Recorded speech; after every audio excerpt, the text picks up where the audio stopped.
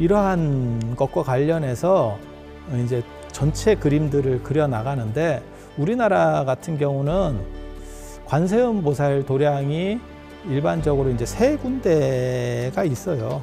세 군데가 있어요. 그래서 동쪽에는 낙산사 홍련암. 이제 그 얘기를 좀 이따 해드릴 겁니다.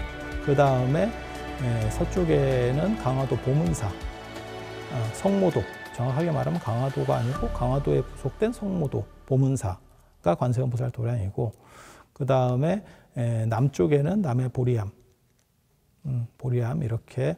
그래서 관세음 보살과 관련된 이야기들을 보면 두 가지가 나오거든요. 그 보타라카산이라고 하는 데가 두 가지가 나와요. 하나는 독도 같은 그러한 섬 속에 존재하는 산이 관세음 보살이 계시는 데다, 보타라카산이다 라고 하는 게 일설이고, 하나의 설이라는 뜻이에요.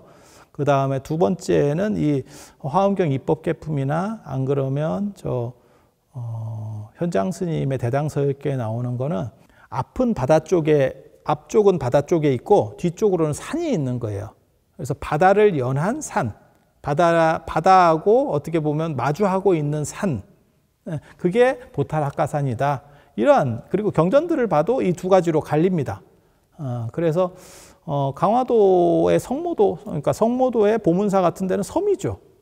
남해 보문사, 금산 보문사도 그 섬입니다. 지금은 우리가 길로 이렇게 다리가 낮아서 다 이렇게 길로 가지만 실제로는 섬이거든요. 그래서 관세음 보살 도량은 그렇게 섬으로 보는 경우도 우리나라가 있고, 그 다음에 낙산사 홍련암 같은 데는 아시다시피 그냥 산이죠. 바다를 끼고 있는 산이죠. 의상대 뭐 이런 데 다 가보시면 아시겠지만 그냥 다 산이죠. 그래서 그런 두 가지 이해를 예전부터 했었다더라 라는 정도 생각을 하시면 됩니다.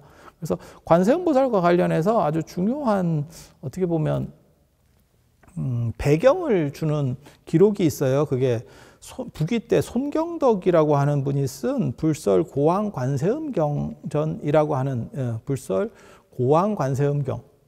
자기가 썼는데 왜 불설이야? 불설은 부처님이 설하셔야 불설인데, 손경덕이 자기가 써놓고는 왜 불설이라고 부르죠? 그래서 고왕관음경이라고 이제 흔히 얘기를 하거든요. 고왕관세음경인데 뭐 고왕관음경이라고 하는데, 거기에 보면 뭐라고 나오냐면 바다 가운데 보타라카산이 솟아 있고, 바다 가운데 있다는 거예요. 그러니까 섬이라는 뜻이에요. 이거는 섬에 있는 산이라는 뜻이죠. 정확하게 말하면 보타라카산이 솟아 있고 그곳에 관세음 보살이 계신다. 세 개의 자주색 대나무가, 이게 굉장히 재밌는 얘기인데, 세 그루의 자주색 대나무가 나란히 서 있고 버드나무까지가 먼지 바람을 씻어낸다.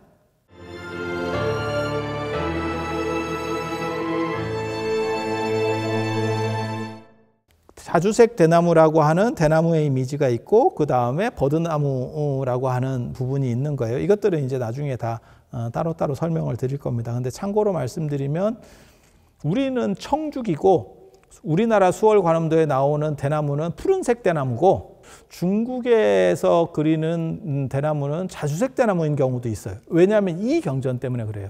그리고 확실한 건 뭐냐면, 되게 재밌는 거는 중국 쪽 수월관음도, 그러니까 뭐 도낭에서 발견됐거나 중국에서 발견된 수월관음도는 거의 90몇 프로가 대나무가 세 그루입니다. 관세음 보살 뒤편으로 대나무가 있거든요. 수월관음도에. 우리나라 거는 다 두 그루입니다.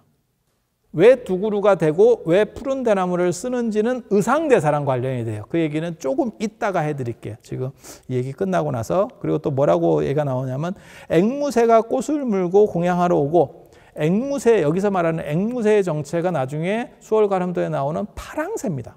파랑새. 그리고 용녀는 수많은 보배들을 가져다가 바친다. 용왕과 용녀가 있어요. 수월관음도에 보면. 그렇게 해서 이제 보물을 이렇게 갖다 바치는 대목이 있는데, 그러한 것들을 아울러서 지금 어떻게 보면 화엄경 입법계품이나 안 그러면 현장 스님의 묘사보다도 이 불설 고왕관음경이라고 하는 이 손경덕이 쓴 글이 수월관음도의 전체적인 모티브를 제공하고 있다라고 볼 수 있습니다.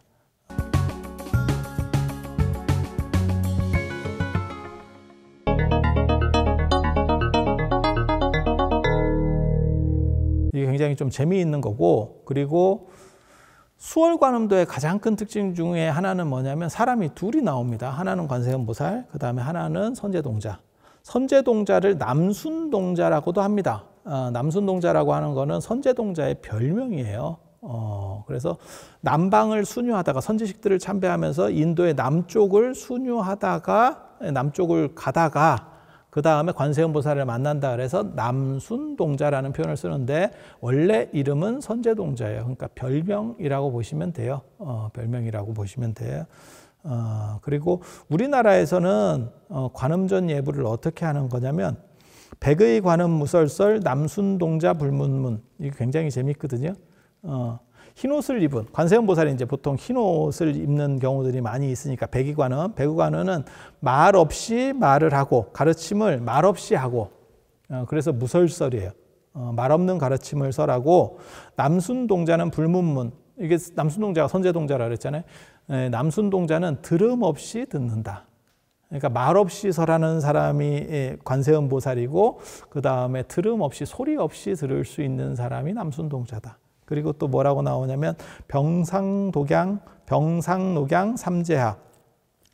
정벙에 꽂혀 있는 푸른 버드나무지는 언제나 푸르러서 여름인데, 언제나 여름인데, 암전 취죽 시방춘, 바위 앞에 푸른 대나무는 항상 봄빛이구나. 이게 관음전 예불입니다. 관음전 예불할 때. 지금도 계속 우리나라에서 하고 있는 그런 예불이에요. 그래서 수월관음도에 나오는 내용들이 실제로 다 이 관음전 예불 속에도 들어가 있죠.